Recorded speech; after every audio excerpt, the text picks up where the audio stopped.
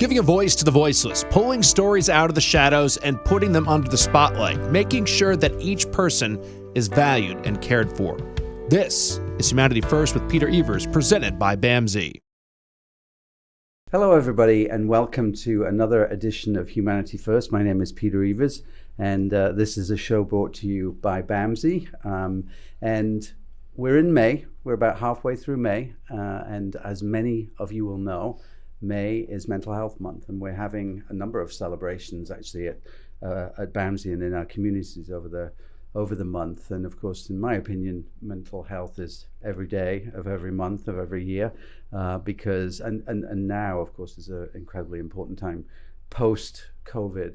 And as we talked about a little bit before, the presence of technology in the developing adolescent is something that, as a country, I think we're all really worried about. So we're sort of going to weave in some of those issues today and talk about the diversity, equity, and inclusion movement that is going on in this country. And in many ways, we're moving into a period of time where we're actually beginning to pay attention to some of the inequities that have existed over the last, I don't know how many years. I was maybe say 1,000 years. And in that time, recently we're on a learning path as a country. In some ways, we're a divided country around some of these issues. But I have two very special guests in the studio today. I have Gwen Broadway. Hi, Gwen. How are you? And she's our director of scheduling. I nearly said scheduling. I know. Of scheduling and staff. God bless you, because that's a very difficult job. Yes, it is.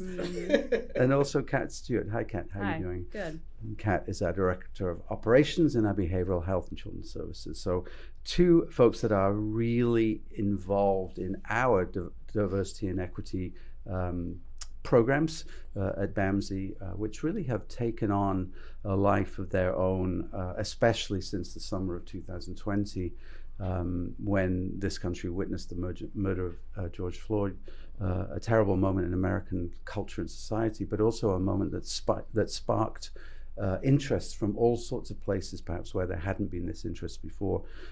So in some sense, that really was a moment that began a different way of looking at issues of inequity in society. And I thought it'd be great to have you on, because you play such an important role within the organization. But the conversation I'd like to have is is broader than that. It's about some of the things that are going on in society which are dividing us, and some of the things that are going on in society that sometimes we say we're making great progress in this country, and then there's a little bit of a bang on the head and says, well, wait a minute, is that really the case? So, Kat, let me start with you. I when we were doing the prep for this show, I had said that when I first came to this country in 1990, I was having a debate with somebody about women's rights, and my friend, he's still my friend, said that's not an issue anymore in America. That we have legislated that. It's been asked and answered. The right for a woman to choose is inexorably written in law. Well, we know that actually was not the case, and the Democrats could have done something about that a long time ago, but they didn't. And now we're in this situation where the Supreme Court has made some decisions which actually are not supporting women's rights. In the context of that, do you feel that way? Do you feel as a woman that you're under attack? Yes, very much so. I feel like if I can't walk through this world with the exact same rights as men, then yes, I'm under attack. If I have to have a life-saving medical procedure and I live in a state where that's not allowed, that's a problem. And I think it's unfortunate that's where we're at still after so many years, that it was the law of the land and it is not anymore. I take concern with that for sure. Yeah, I think, and Gwen, let me just ask you as well. This is such a massive issue that is dividing the country at the moment. Not necessarily dividing along gender lines either. When you have conversations with all kinds of people who are supporting the decisions of the Supreme Court, and a country divided in a way. And when we look at divisions, there really is a divide here, right? When it comes to a woman's right to choose. Yeah, I mean, if you think about it, we how many years it took us to get the right to vote. I mean, that was how many years ago? And even for women of color, I mean, it was even harder for us to vote after women fought to get rights to vote. So I think we are truly dealing with this every day, women's rights. It's sickening to see that people are taking away our rights as women when we should have a voice over our own bodies. Yeah. It may seem so obvious to so many of us, but not to so many others. And I think that's one of the things that really worries us. And just sort of to bring that back into the mental health sort of equation, because I believe that, you know, our mental health is managed by ourselves, but is pressed down upon by many of the things that we deal with in our communities. And oftentimes we don't take into account that, I mean, COVID is a good example, right? COVID happened, but it wasn't an equal opportunity pandemic. It was a pandemic that affected women much more than men, because who were the primary caretakers usually of children, and so many women left the workplace there. Communities of color who were in jobs that, you know, people couldn't work from home, so were put at more risk. For example, we think of ourselves, I think, as a country, and this is true of Europe as well, that we've made a lot of progress. But there are issues like the George Floyd murder that sort of bring us back to wondering how far we've come. And Gwen, let me ask you about that, because we thought with the election of, I'll never forget watching a show after Barack Obama was elected, and the newscaster, I think it was Dan Rather actually, said something like, now, are we finally facing a post-racial America? And I remember seeing that and I thought, well, the proof is in the pudding, isn't it? It didn't necessarily work out that way, did it? No, I actually think it got worse. People were targeted for all different reasons. Personally, my son, who worked at Amazon, they just delivering packages to people's houses in the South Shore area. I mean, every day he was getting bottles thrown at him. He was getting followed. He was getting called racial slur words just for going to work. So it's like, how far do we really come? Yeah. And then you begin to think about, well, what kind of effect does that have on an individual's mental health? You know, I think it's really important to note that there are times when these differences are so clear, and many of my friends talk about the talk when they have when people of color have children. I never ever had that conversation with any of my 3 children. Yeah, it's really sad, Peter, because every day that my son goes out, I think about if he's going to call me, if he's going to be dead, or if he's going to be alive, or if he got pulled over by the police. You're honestly always on edge every single day having a black son or a black daughter, which I do. You never know what phone call you may get at any time, and your nerves is always on edge. Something that is very difficult to understand for somebody like me. When I get stopped by the police, and I have been stopped a couple of times because I've got a lead foot, the last thing I think, well, I wind down the window and I'm as polite as I can be to the officer, but I don't assume that something bad is going to happen. And that is a real privilege for me. Yeah. And I mean, we got to teach our sons, like, I have to change up everything. Put your registration in your visor. Don't move too quick. Answer everyone's questions correctly. All the stuff we got to do to make sure our son come home every night. And it's something that, you know, you'll never experience. Peter will never experience. And it's something that you think about every single day. You cannot just wake up and be like, okay, today's a brand new day. It's something that's always constant. It's really important that as a group, you have the ability to talk about those things as well. And Carol, I'll get back to you in a second, but I just want to follow up on something. That also was happening in our workplace, wasn't it? In terms of, BIPOC folks coming to work. Mm-hmm. This isn't a Bamsi issue. I think it's an issue that goes across all communities, that in some neighborhoods it's very difficult for people who work in residential homes, for instance, because they're being stopped by the police on the way to work, or they're being stopped pushing a wheelchair on the sidewalk with one of our persons served. You've done a lot of work within our Deja committee around that. Do you want to talk about that a little bit? Yeah. Literally, what we did the road show, and we went out to one of the programs and just talking to the staff, and they just talked about how they would get harassed going to and from work. And I was like, what do you mean by harass? They were like, no, they would never pull us over. They would just follow us to like the Rhode Island line and pull off. Wow. And I was like, oh, this is happening to and from work. So when I brought it to the Deja group, I'm like, okay, we need to talk to Peter about this. He needs to address this, because these are our staff just going to and from work. And that has to be annoying and frustrating, scared. I mean, a staff said that he didn't know if he should get life insurance on him because he doesn't know if he's going to die. Wow. Straight. Amazing. You know. So what happened next? And then, so what happened next is that you kind of met with the police commissioner and you guys had a conversation. I think you brought the staff, some staff showed up at least, and they talked with the police commissioner and try to come out with a solution. And since then, from which I haven't heard, hopefully it stopped. But, no one has come back to me and said, like, it's still happening. Yeah.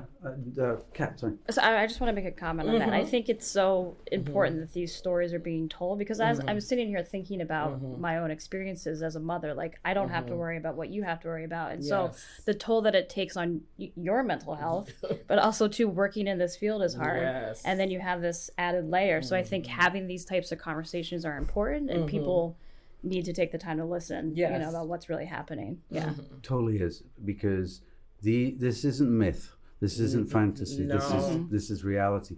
And I will give a shout out to the police department. I won't mention which. Well, there's been a few. But when these issues were brought to the chief, in one particular case, the case that you're talking about, the lieutenant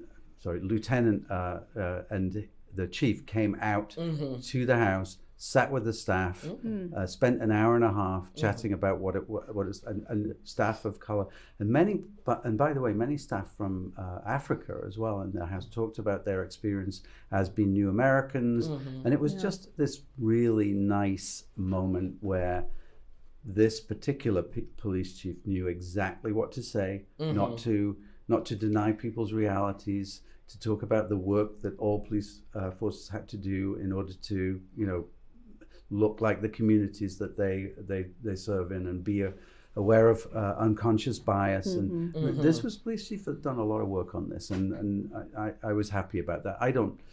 Gwen, I don't know if people are still being followed, but certainly haven't heard anything about that. Yeah, like on my end, I've told you, no one has came back to me and said it's still being a problem. But I can always go back and ask them, reach out to them, like, is those issues still happening? But far as I know, it's not. Well, it's good to hear. It's a small victory in a very long fight, I think. Yeah. And when we talk about equity and justice, and I believe that social justice runs through everything that we do in this organization and in our communities as well. And as we think about the LGBTQ population, and I know, Kat, that you've been involved in the subgroup that works there, we shouldn't forget that there are laws or attempted legislation, which is really will end up with laws that sort of legislate trans people out of existence. Tell me about some of the stories that you've heard around. I mean, how does that affect a group of people who feel under threat? I mean, largely, think about it. Someone else is dictating what you can and cannot do and how you can live your life. And I think, they're taking their power, the legislation, to try to control a group of people that just want to be who they are. And it takes a large toll. I mean, you see it in young people who have high rates of depression and suicide and significant mental health issues, and all they're looking for is some level of acceptance and being able to live their life, freely like everyone else has the ability to. So it's hard to see, and it's hard to see people hurting because of their lives not being valued, based on whatever's happening in the government. There is so much to do. There is so much that's been done. This issue is alive, and this issue needs to be debated. And I really appreciate that you said that conversations need to be had, even if we have different opinions. Right. We need to debate these issues because it's all about human rights in the end. Yes. I want to thank you so much for coming in today and learned a lot. and hopefully, we can come back in a few months and see where we are. Yes. All right. Sounds good. Thank you. Thank you so much to both of you. Thank you. Hi, I'm Jamie. I'm an essential worker here at Bamsi, and I'm a nurse. Nurses are essential here at Bamsi because as nurses, we really have the opportunity to make an impact. We have very small ratios, so we have the opportunity to really learn everything about the person served and be able to give the best care. It really serves such a great purpose for me as being a nurse, and really why I came into nursing. Learn more about nursing opportunities at bamsijobs.org. Giving a voice to the voiceless, pulling stories out of the shadows and putting them under the spotlight, making sure that each person is valued and cared for. This is Humanity First with Peter Evers, presented by Bamsi. Welcome back, everybody. This is Peter Evers again with Humanity First. It was so great to have Kat and Gwen on the show. They are really deeply involved in this sort of striving for equity and justice in our communities, as so many people are in the great state of Massachusetts. It still is Mental Health month of May. And so I think it's still important that we have conversations about mental health, and even more important that we talk a little bit about the mental health of children and adolescents. This week, my youngest son was 30 years old, which makes me feel very old. I no longer have a child in their 20s. I watched him mourn the old age of youth, if you like, and he is, contemplating the next stage of his life. And I often wondered, while I was looking at him while we were celebrating, how he would have fared if he had the technology in his hands that children do today. He probably, along with my other two children and everybody else in that generation, were the last group who did not have a smartphone or a tablet in their hands by the time that they were 3 or 4 or even 5 years old. In many ways, that was the end of an era, because the next group coming up really were the technology children. As we look at mental health of children post-COVID, I think it's really, really important that we ask ourselves, what are the benefits and the downfalls of technology? What role has technology played in the development of our children? And there are good things and there are bad things. Knowing stuff is no longer currency. You'll never, ever overhear again a conversation at a restaurant table where somebody's saying, who is that guy who won the Oscar in Dances with Wolves? Why? Because within 5 seconds, somebody will have picked up their smartphone and Googled the fact that it was Kevin Costner. Now, whether or not you agree with it, it was Kevin Costner. But that debate, that discussion is no longer had. So if knowledge is no longer the currency, what things are important to young people today? They're probably the same as they were 50 and 100 years ago. Most of those things nowadays, though, revolve around social media and the notion of acceptance into various groups. Belonging cannot be underestimated in the happiness of a young person. That being said, the internet has broadened the highway of hate in this country and all around the world. Young people are subject to a barrage of images and statements that often serve to undermine and destroy their confidence. And in turn, it affects the ability to attach and their ability to be in groups and feel comfortable. The carnage of the battlefield of social media hasn't escaped legislators. And indeed, there's a lot of legislation around at the moment addressing this. In fact, in Utah, they've just passed a bill that says that it is illegal for a child to use the social media without parental consent. I don't know if that'll work. I don't know how you would control that. I don't know how you would make sure that it was happening. Whether or not our legislators are doing the right thing, I think we're in a position now where we're having these conversations in the public eye, where we're really beginning to talk about the dangers of overexposure to social media. The better we are when we have these conversations. I don't think you'll ever be in a group of parents and you ask them to show a hand that says, I wish I had exposed my children to social media earlier. You probably asked that 100 times and you wouldn't get one hand. That's concerning. I think apps like TikTok and Instagram are finally getting the message that if they don't do something soon, then they're going to have something done to them. So they're introducing the idea of controls and what have you. And parents can actually take control of that themselves. There's an app, and there's many of them, but there's one called Bark that is really helpful in giving parents control over what is viewed, and importantly, over the length of time that children are online.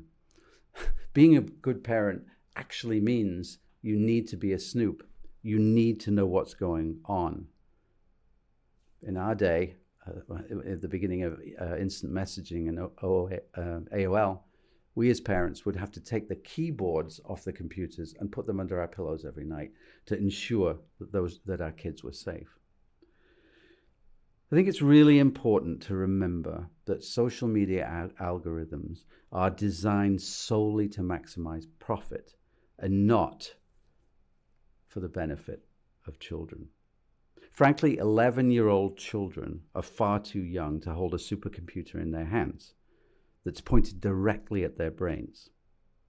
What's more, that supercomputer often preys on self-image and preys on the hormones of kids to keep their attention, and especially with vulnerable children. That can result in addiction, depression, and isolation. Ensuring that children with a serious emotional disturbance are monitored on social media is more important given the vulnerabilities of those kids who have pre-existing conditions. Parents and legislators at all of these organizations must collectively realize that the future of our country will look very different if we don't pay attention to what is going on with our kids and social media. Now, I'm not a Luddite. I don't believe in turning back the clock. Every generation of children has had something and some trauma to deal with. I think about the greatest generation of the Second World War and the First World War, when kids themselves will be picking up guns and going to fight for their country. I think about the kids who survived the Dust Bowl and the Great Depression. We all have our challenges. If we know anything about children, we know that their plastic brains are inquisitive, beautiful, resilient, and full of hope. We will survive this greatest threat as long as we hold true to the notion that the mental health of our children is the most important thing in the development of their lives and their brains. Happy Mental Health Awareness Month, everybody. Thank you, and I'll see you next time. This is Peter Evers signing off. Thank you.